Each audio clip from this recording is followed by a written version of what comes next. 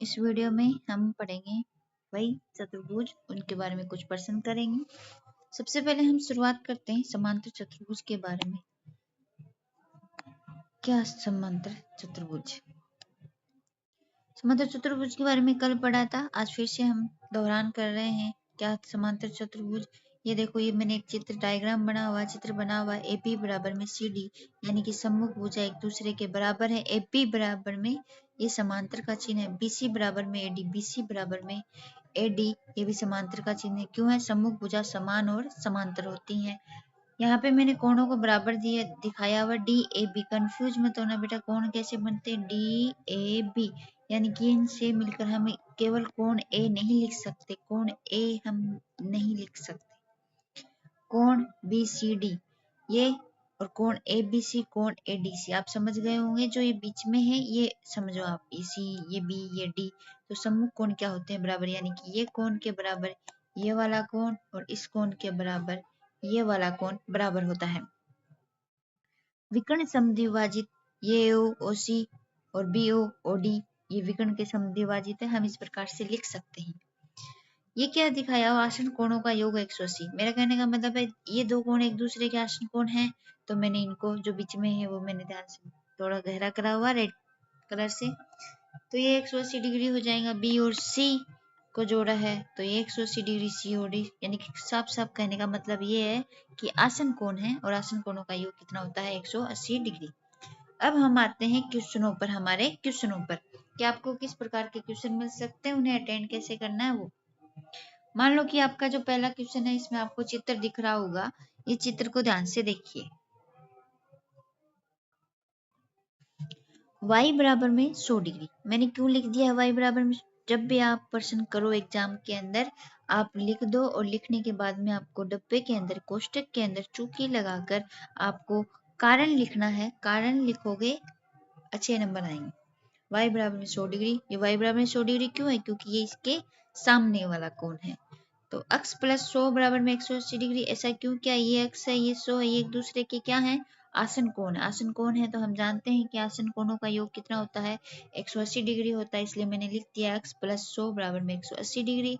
100 का मैंने पक्षांतरण कर दिया, 180 में से 100 गया, x बराबर में आया हमारा 80 डिग्री।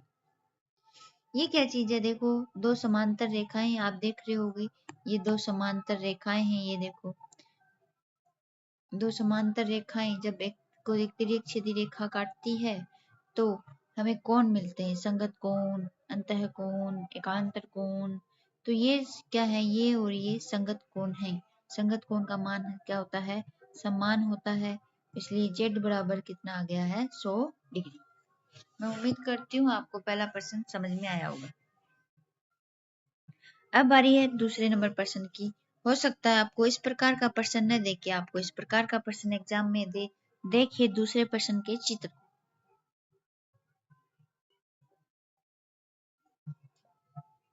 इसमें क्या होगा? हमें x, y और z का मान निकालना।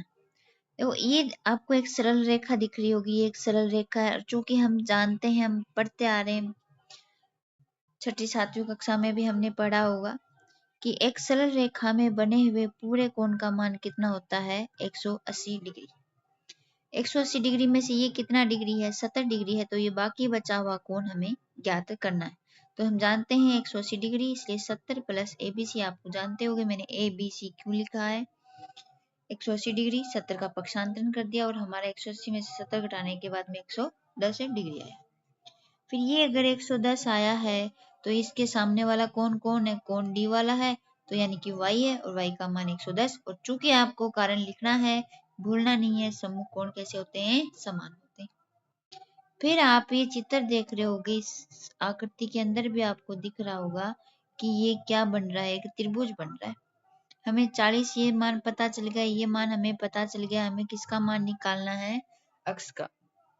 हम जानते हैं कि त्रिभुज के तीनों कोणों का योग कितना होता है? 180 डिग्री है, हमने पिछली क्लास में पढ़ा था। तो क्या हो गया? एक कोण 40 है, दूसरा 110 है, तीसरा अक्ष है बराबर में 180। तीनों को हमने क्या कर दिया है? जोड़ दिया है। इनको जोड़ा 150 आया, फिर 150 का क्या कर दिया? पक्षांतरण कर दिया और हमारे पास अक्ष का मान कितना आया है? 30 डिग्री। इसके बाद में इस चित्र को वापस ध्यान से देखिए, दो समांतर रेखाएं आपको दिख रही होंगी और ये आपको तिरछी रेखा काटती हुई नजर आ रही होगी, ये x और ये z। अब ये एक दूसरे के क्या है, एकांतर कोण है। आपने देखा होगा कि दो समांतर, 7th क्लास में देखा होगा, दो समांतर रेखाओं को एक तिरछी रेखा काटती है, तो ये अंतः एकांतर कोण होते हैं। अंतः एकांतर कोण मान में समान होते हैं, इसलिए x बराबर z है, इसलिए z बराबर भी 30 डिग्री आ गया। क्या आपको दूसरा प्रश्न समझ में आया?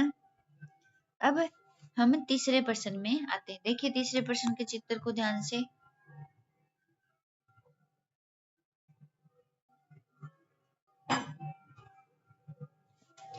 देख लिया? तो आप जरा ध्यान से देखिए कि ये आकृति किसकी बन रही, इतनी त्रिभुज की बन रही है। तो इस त्रिभुज में वही बात है, हम जानते हैं कि ये लाइन परीक्षा के अंदर आपको लिखनी है कि हम जानते हैं कि त्रिभुज के तीनों कोणों का योग 180 डिग्री है। तो तीनों कोण में से ये कोण कितने डिग्री का है? 90 डिग्री का है। ये हमें कितना दिया हुआ 30 और दूसरा कितना है y। तो हमने लिखा 90 + 30 + y बराबर में 180 डिग्री। इन दोनों को जोड़ा 120 डिग्री, y बराबर में 180, y बराबर में 180 - 120 और 180 में से 120 घटाए तो y का मान हमें कितना मिला है? 60 डिग्री। फिर ये आकृति कैसी बन रही है? इस प्रकार से दो समांतर रेखाएं हैं, फिर एक तिरछी रेखा काट रही है और ये कोण इधर है और ये कोण इधर है, यानी कि एकांतर कोण है। और एकांतर कोण का मान कैसा होता है? समान होता है, x बराबर में 60 डिग्री। क्यों? y का मान भी कितना है? 60 डिग्री, इसलिए यह मान भी कितना आएगा? 60 डिग्री। क्या आपको ये तीनों प्रश्न समझ में आए हैं?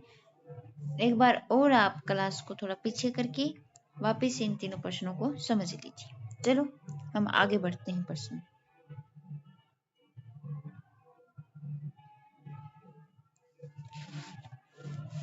हो सकता है इन तीनों प्रकार का प्रश्न न देके आपको इस प्रकार का प्रश्न दे दिया जाए, तब आपको क्या करना है? मैंने एक यहाँ पे समांतर चतुर्भुज बनाया है।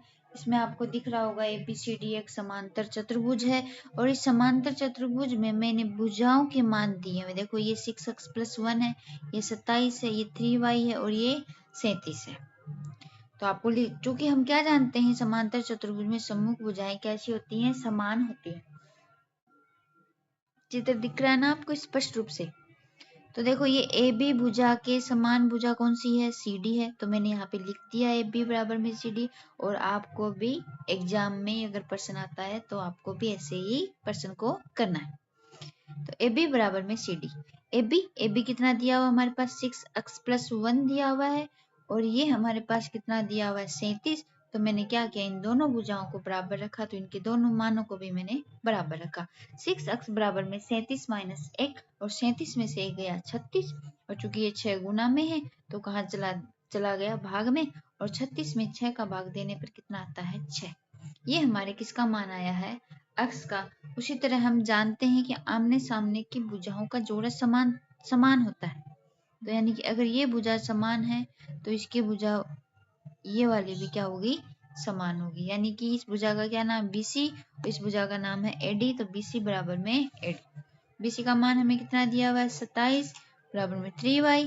3 गुना में है, पक्षांतर करके कहाँ चला गया? भाग में। 27 में 3 का भाग दिया तो y का मान हमारे पास कितना आया है? 9। इस प्रकार से हमें x और y का मान निकालना है।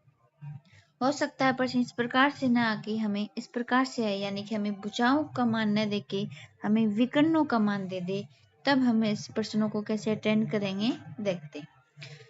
ये भी एक समांतर चतुर्भुज है। समांतर चतुर्भुज में हमने देखा था विकर्ण कितने होते हैं? 2 होते हैं और वो दोनों विकर्ण एक दूसरे को क्या करते हैं? समद्विभाजित। समद्विभाजित मतलब समान 2 भागों में बांटना, यानी कि ये भाग और इस भाग के ये भाग बराबर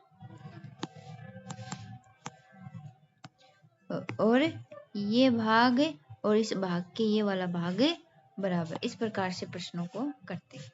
तो ये भाग क्या है? AO और OC, यानी कि AO किसके बराबर होगा? OC के बराबर होगा। AO का मान कितना दिया हुआ है? x + 1 दिया हुआ है और वो मान हमें कितना दिया हुआ है? 6 दिया हुआ है। तो हम क्या करेंगे? एक का पक्षांतरण करेंगे। ये हमने प्रश्नावली नंबर या चैप्टर नंबर 2 एक चर के रैखिक समीकरण में पढ़ा था, कैसे पक्षांतरण करते हैं, कैसे चर पद अलग करते हैं। तो आप आपने अगर नहीं देखा है वीडियो, आप वहां जाके देख लें। चलो हम आते हैं हमारे प्रश्न में। एक का पक्षांतर क्या 6 में से 1 चला गया, कितना आ गया? x का मान हमारे पास 5 आ गया। इसी प्रकार से ये तो एक विकर्ण की बात हुई है, हमें दूसरा विकर्ण है, दूसरा विकर्ण भी समद्विभाजित है, यानी कि OB बराबर है OD के।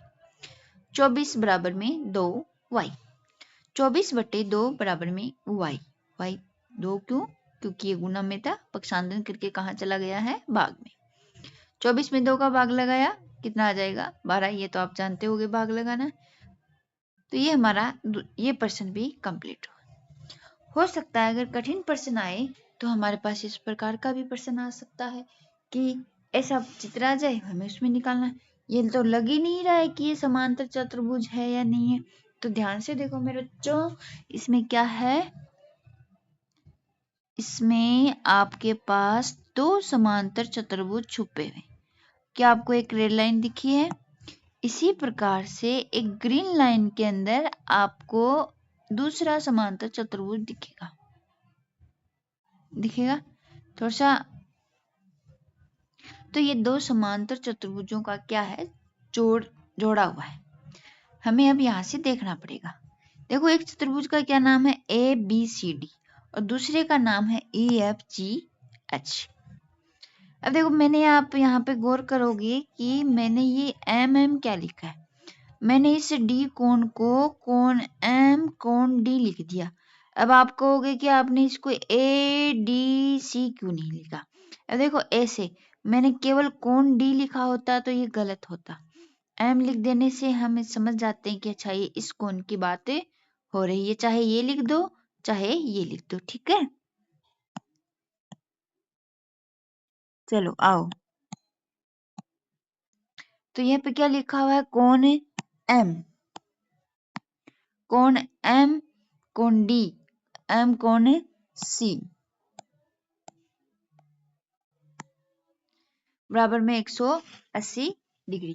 क्या है देखो ध्यान से, कोण D कोण C, ये कौन से कोण हो गए? आसन कोण हो गए। हम क्या जानते हैं? समांतर चतुर्भुज में आसन कोणों का योग 180 डिग्री। ये आपको यहाँ पे लिखना है। कभी कभी कुछ काम आपको भी कर लेने चाहिए, है कि नहीं? चलो छोड़ो। तो हमने कोण M मतलब कोण D कोण C इनका क्या कर दिया? जोड़ 180। चूंकि हम क्या जानते हैं? कोण D 120 है, तो कोण C का मान निकालेंगे, पक्षांतरण करेंगे 120। तो कितना आ गया? कोण C का मान कितना आ गया? 60 डिग्री आ गया। हम ऐसा क्यों कर रहे हैं? ये भी आपके दिमाग में एक सवाल आना चाहिए। ध्यान से देखो अक्ष कहाँ छुपा हुआ है। अक्ष मतलब चर, चर मतलब मान निश्चित नहीं, निश्चित मान नहीं मतलब हमें निकालना है। तो ये इस त्रिभुज के अंदर छुपा हुआ है। इस त्रिभुज में आपको क्या क्या है? C, H और अक्ष है। अक्ष तो हमें ज्ञात करना है। अगर हमें C मिल जाए और H मिल जाए तो हम अक्ष का मान आसानी से निकाल सकते हैं। इसलिए हम इतनी मशक्कत कर रहे हैं कि हम कौन C का मान निकाल रहे हैं, कौन H का निकाल रहे हैं। समझ में आ रहा है बात कि हम ऐसा क्यों कर रहे हैं? ये चीज समझनी बहुत जरूरी होती है कि हम किसी भी पर्सन में ऐसा क्यों करते हैं। चलो ठीक है, आ जाओ। EFGH ये दूसरा समांतर चतुर्भुज लिया। यहाँ पे देखो हमें H का मान निकालना है। अब यहाँ पे H का मान, ये आसन कोण ये तो दिया हुआ ही नहीं है, ये भी ये भी नहीं दिया हुआ है। तो हम कैसे करेंगे? तो देखो आपको ये तो दिया हुआ है और हम क्या जानते हैं? समांतर चतुर्भुज में समूह कोणों का मान कैसा होता है? समान होता है। ये लाइन भी आपको लिखनी है, थोड़ा सा काम आपको भी करना है, ठीक है। कोण F बराबर में कोण H, क्योंकि हम जानते हैं कि समांतर चतुर्भुज में आमने सामने के कोण बराबर होते हैं, सम्मुख कोण बराबर होते हैं।